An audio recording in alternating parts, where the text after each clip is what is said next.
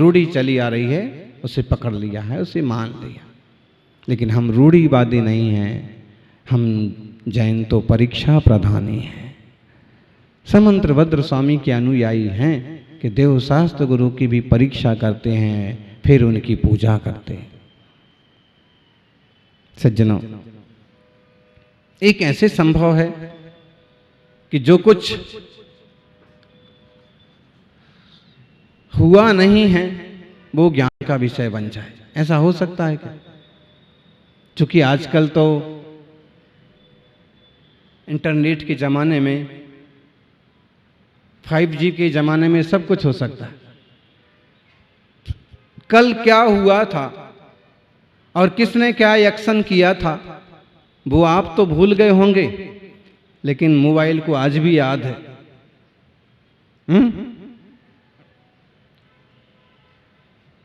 आप टीवी पर, मोबाइल पर कल का पूरा कार्यक्रम देख सकते हैं, परसों का पूरा कार्यक्रम देख सकते हैं।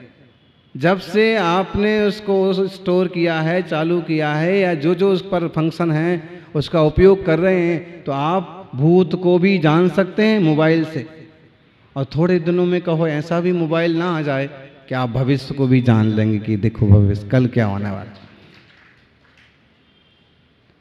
ये तो संभव नहीं है, क्योंकि इस टाइप की पिक्चर्स तो बनती हैं कि 2040 में क्या होगा।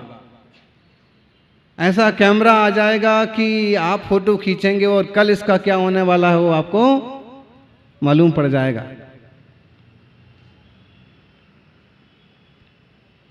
लेकिन ऐसा नहीं होने वाला। कुछ भी हो जाए, विज्ञान के यंत्र भूत को पकड़ सकते हैं, वर्तमान को पकड़ सकते हैं। महावीर स्वामी की दिव्य ध्वनि में क्या था? हो सकता है कि इस तरह के यंत्र ईजाद हो जाए कि महावीर स्वामी की दिव्य ध्वनि को भी पकड़ा जाए। लेकिन जो कुछ नहीं हुआ है उसे अनुमान के बल पर पकड़ा जा सकता है, मशीनों से नहीं पकड़ा जा सकता। टाइम मशीन की जो बात हो रही ना विज्ञान में, क्या ऐसा भी कोई यंत्र हो सकता है कि भविष्य की बात को जान लिया जाए? भविष्य की बात को जाना तो जा सकता है, लेकिन वो सर्वभौतिक के ज्ञान के बल पर ही जाना जा सकता है। अवधि ज्ञान आदि विशेष ज्ञान के बल पर ही जाना जा सकता है, मशीनों से नहीं जाना जा सकता। आश्चर्य की बात है, भगवान नेमिनाथ स्वामी समौसरण में बैठे हैं। महाराज कृष्ण बलभद्र के साथ दर्शन को पहुंचे। बहुत प्राचीन कथा है ये। जितना प्राचीन श्री कृष्ण का चरित्र है उतना ही प्राचीन नेमिनाथ स्वामी का चरित्र है। दोनों चचेरे भाई, काका ताऊ के बेटे हैं। आचार्य समंत्रभद्र स्वामी ने इस बात को स्वीकार किया।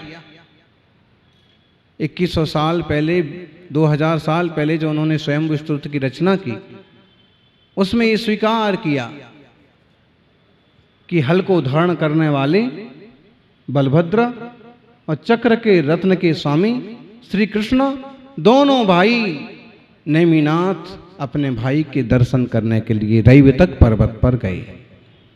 रैवतक पर्वत मतलब,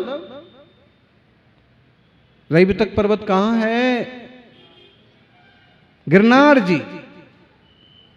उर्जयंत पर्वत बोलो, रैवतक पर्वत बोलो,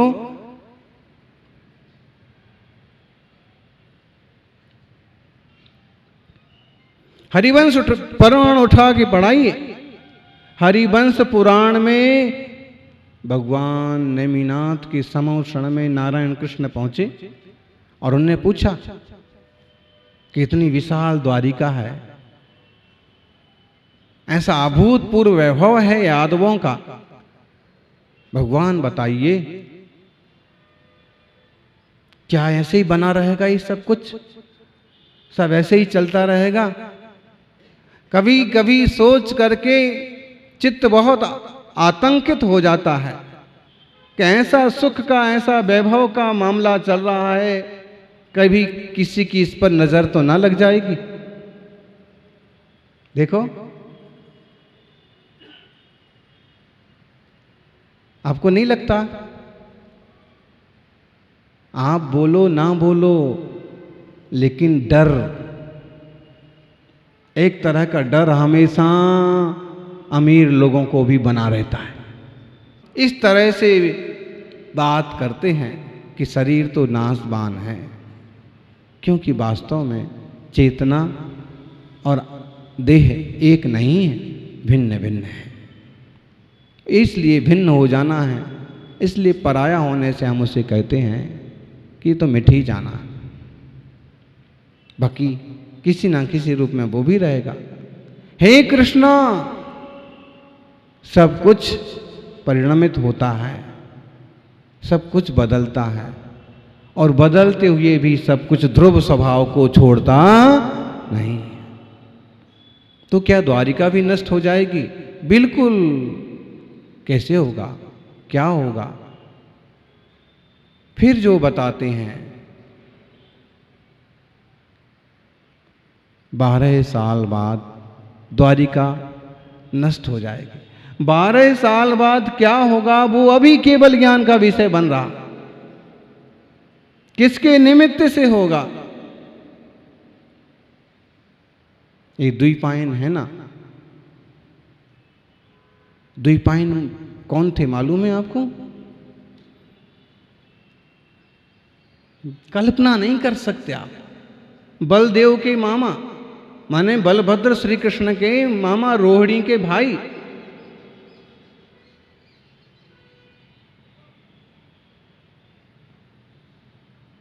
कोई ऐसी कल्पना कर सकता है कि हमारे वंश, हमारे वैभव की नाश में हमारे ही निकटवर्ती रिश्तेदार निमित्त बनेंगे? लेकिन अक्सर कर होता ऐसा है। पार्श्वनाथ भगवान के चरित्र में जो महिपाल राजा हैं, वो पाखंडी साधु हैं। वो कौन है? उनके ही नाना। अब वो ये सोच रहे हैं कि राजकुमार मुझे नमस्कार करे, और सम्यक दृष्टि राजकुमार सोच रहे हैं कि कैसे भी इस जीव का कल्याण हो जाए। वो उन्हें उपदेश दे करके मार्ग पर लाना चाहते हैं, और वो अपने आप को बड़ा साधु मान करके राजकुमार से प्रणाम कराना चाहते हैं। देखो लोगों की बुद्धि।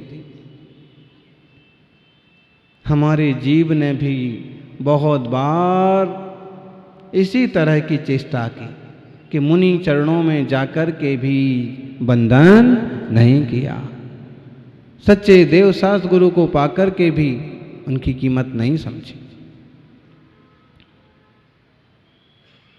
इस भाव में कुछ प्रज्ञा है, उसका प्रयोग सही हो जाए। श्री कृष्ण ने जब सुना कि द्विपायन के निमित्त से द्वारिका का नाश हो जाएगा, 12 साल बाद द्विपायन ने भी सुना, मेरे कारण से मैं पहले ही द्वारिका छोड़ के चला जाऊंगा, मैं ऐसा मुनि बन जाऊंगा। मुनि तो परम अहिंसक होते हैं। और आगे बात बढ़ी शराब के निमित्त से, दारू के निमित्त से। हमेशा से हर तरह के लोग रहे हैं, उस समय भी शराब पीने वाले रहे होंगे। तो महाराज कृष्ण ने उसका भी उपाय सोच लिया, जितनी सारी शराब की भट्टियां हैं सब खत्म करवा दी जाएं, जितना सारा मटेरियल है वो भी बाहर जंगलों में फेंकवा दिया जाए। सब प्रबंध हो गया। और प्रबंध किया। बोले नेमिनाथ, हे कृष्णा, द्वारिका तो छोड़ो, तुम भी शाश्वत नहीं हो। एक दिन तुम्हारा भी देहावसान होगा। कैसे होगा? ये जरत कुमार है ना, इसके निमित्त से सारी चीजें वैसी बता दी जा रही हैं। पूरा भविष्य का पिक्चर केवल ज्ञान का विषय बनता।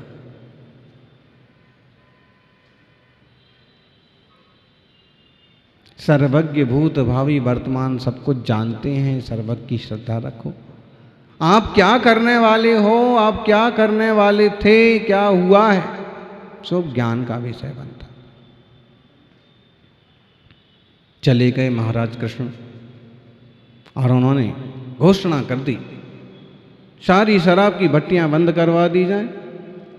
जरत कुमार ने भी पक्का कर लिया, मेरे निमित्त से मेरे भाई का मरण होगा।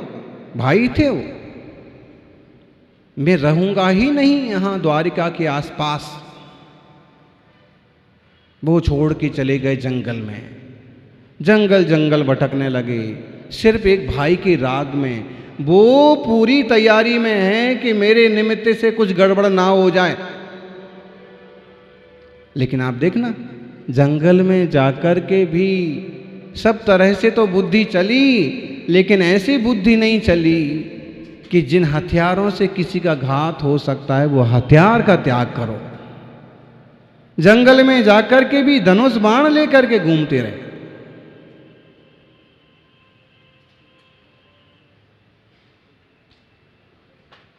सबको पता है द्विपायन भी मुनि बन गए थे और ये पक्का कर लिया था कि 12 साल तक द्वारिका के आसपास भी नहीं जाएंगे।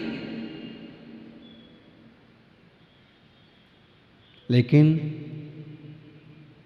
उन्हें ऐसा भ्रम हो गया कि 12 साल तो हो गए, और देखा जाए तो गणना के हिसाब से 12 साल पूरे हो भी गए थे। लेकिन 12 साल में जो मलमास बढ़ते हैं ना, बीच बीच में जो समय बढ़ता है, वो सब बाकी था। आकर के द्वारिका के पास तप करने लगे, और तभी यदु कुमार क्रीड़ा के लिए वन में गए, और वन में जाकर के उन्हें प्यास लगी।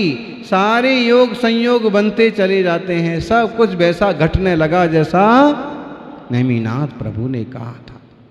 ज्ञानियों, सर्वज्ञता की श्रद्धा रखो।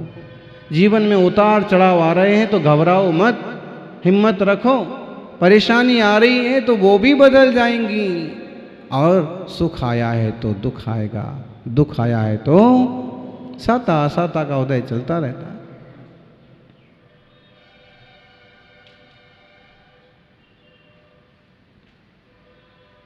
प्यास के मारे सबों ने गड्ढों में भरा हुआ पानी पी लिया, और वो पानी क्या था?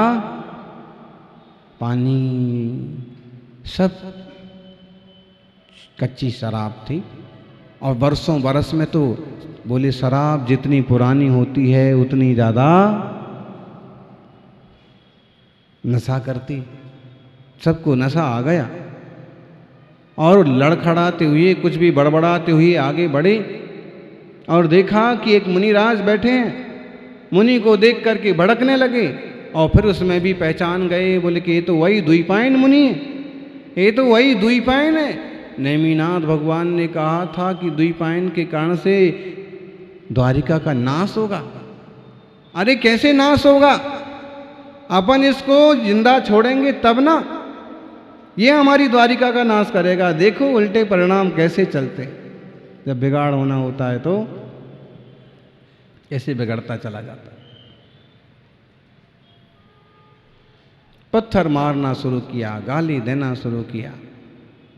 खूब देर तक मुनिराज साम्य भाव बनाए रहे, लेकिन आखिर उनकी समता का बांध टूट गया, और भयंकर क्रोध आ गया कि ओ, मैंने इनका कुछ बिगाड़ा नहीं है, फिर भी उपद्रव किए जा रहे हैं। और कहते तभी उनके पुतले से, तभी उनके बाएं कंधे से अग्नि का पुतला निकला। और दूसरा व्याख्यान है कि वो भयंकर आक्रोश में आकर के मरण हो गया। अग्नि कुमार देव बन गए और पूरी द्वारिका को भस्म कर दिया। देखिए,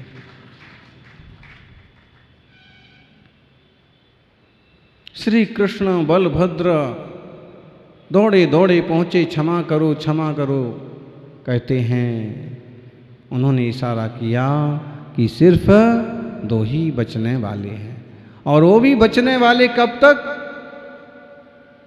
कब तक बचता है कोई? वहाँ से निकल के गए। सारी द्वारिका का, आज भी द्वारिका का वही हाल है, जो हुआ खत्म हो गई। थोड़ा कुछ हिस्सा है, कुछ नया निर्माण हुआ, आज भी है द्वारिका तो गुजरात में।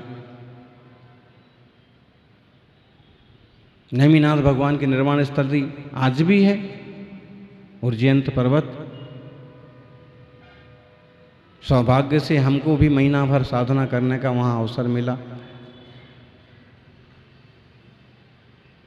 तो कहना ये है कि ज्ञान भूत भावी वर्तमान सबको एक साथ दिखाता है। सर्व द्रव्य के गुण अनंत पर्याय अनंता, जाने एक ही काल प्रकट केवली भगवंता। ऐसे केवली के ऐसे सर्वज्ञ के स्वभाव की श्रद्धा करो और अपना आत्मा भी होनहार सर्वज्ञ है, आत्मा भी परमात्मा हो सकता है, इस तरह की धारणा बनाओ। दुनिया के देवता देवता होंगे, वो रहें, हमें उनसे क्या लेना देना। हमें किसी की निंदा भी नहीं करना है,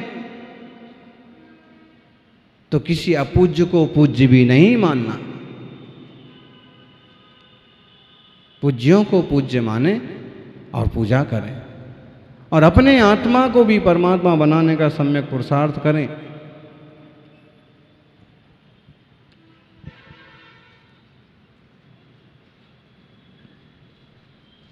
आत्मा तो शाश्वत है, बिल्कुल हमारी आपकी कल्पना करने से सब कुछ मिट जाने वाला नहीं है। लोग परेशान होकर के आत्महत्या करने पर उतारू हो जाते हैं और वो समझते हैं कि आत्महत्या कर लेने के बाद हम सुखी हो जाएंगे, सब जंजाल से छूट जाएंगे। ऐसा होगा क्या? नहीं।